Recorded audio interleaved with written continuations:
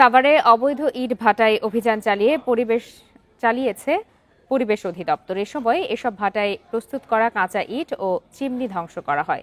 সকাল থেকে শুরু হওয়া অভিযানে দুপুর পর্যন্ত অন্তত 5টি ইট ভাটার বিরুদ্ধে ব্যবস্থা নেওয়া হয়েছে।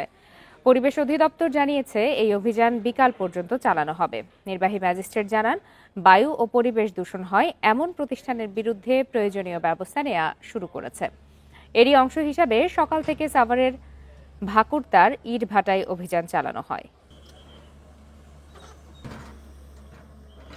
বায়ু দূষণকারী প্রতিষ্ঠানকেও সতর্ক করা হচ্ছে। আর ইট ভাটা যেহেতু সব থেকে বেশি বায়ু দূষণ করে, এই জন্য আমরা ইট ভাটাকে টার্গেট করে শুরু করেছি অভিযান। আমাদের এই অভিযান অব্যাহত থাকবে। সাভার এলাকায় কোনো ইট ভাটা থাকবে না, কোনো বায়ু দূষণকারী প্রতিষ্ঠান থাকবে না।